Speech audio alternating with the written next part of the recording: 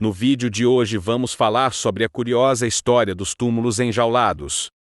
Mas antes disso, se você gosta desse tipo de conteúdo, peço que deixe seu like, se inscreva no canal e ativa o sininho de notificação para não perder nenhum vídeo. Bem rápido, vou te dar 5 segundinhos.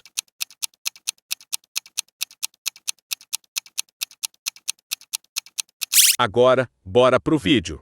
Na cidade de Catawissa, Pensilvânia, Estados Unidos, um grande mistério atormenta os moradores da região. O antigo cemitério do Monte Zion apresenta um fenômeno curioso. Um par de túmulos equipados com gaiolas de ferro.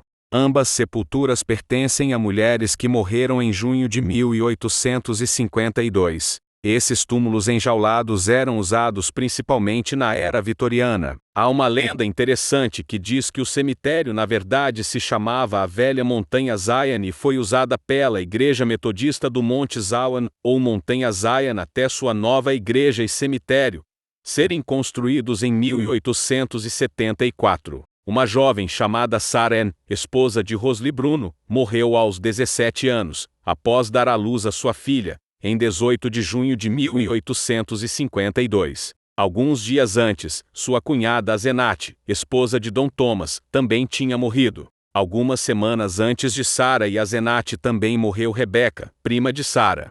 As três foram enterradas juntas.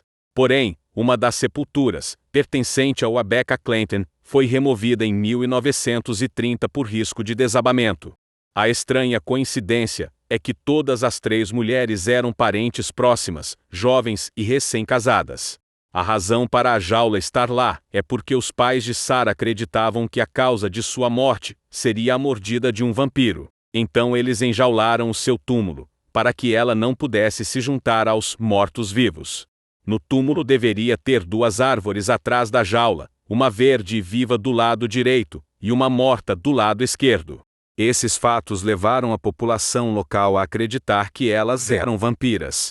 Tudo isso na Pensilvânia, vale lembrar. E que as celas foram colocadas dessa maneira para impedir que elas saíssem de suas covas e corressem sedentas de sangue em direção ao próximo pescoço humano.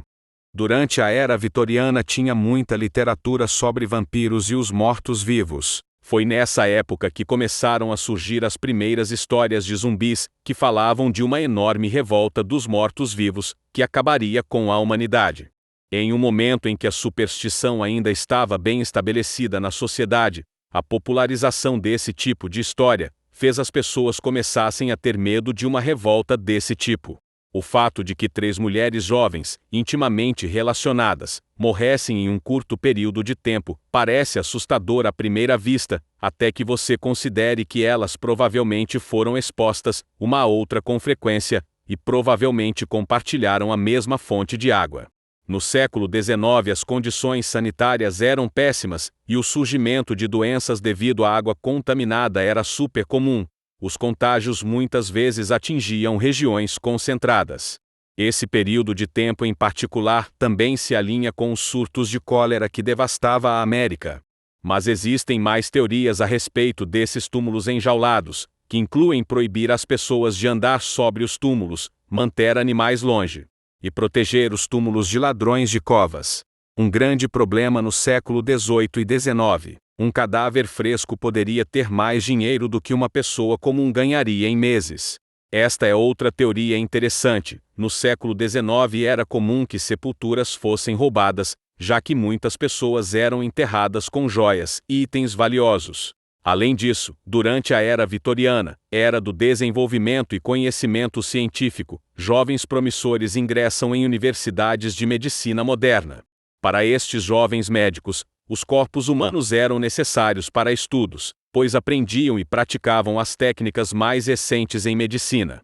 Muitos cadáveres roubados eram vendidos a escolas de medicina para serem dissecados. Por mais mórbido que pareça, era assim que muita gente ganhava a vida nessa época. Então há suspeitas de que as celas serviam também para impedir esse tipo de roubo. A origem da invenção não é clara. Embora seja datada em torno de 1816, sabe-se que uma vez inventado, essas gaiolas eram um serviço oferecido pelo cemitério para os parentes do falecido. Eram as famílias de classe média ou média alta que contratavam este serviço. A ideia era que a família pagasse uma certa quantia em dinheiro, e o cemitério disponibilizasse a pesada gaiola, que era necessário, muitas vezes, várias pessoas para transportar. A gaiola era então parcialmente enterrada junto com o corpo, e permanecia no local por algumas semanas, até que o corpo estivesse podre suficiente para que nenhuma universidade subtraísse o corpo. As famílias pobres não podiam pagar o serviço, então, eles colocavam flores no túmulo para detectar se alguém tinha removido a tampa da sepultura. Bizarro, não é mesmo? Um tanto quanto curioso essa história, ou digamos mórbidas. Obrigado por nos acompanhar aqui até o final desse vídeo, e me conta aqui nos comentários o que você achou dessa história. Você acredita nessas lendas? Deixe sua sugestão de temas de vídeos aqui embaixo. Em breve traremos o assunto de vocês aqui no canal. Até o próximo vídeo.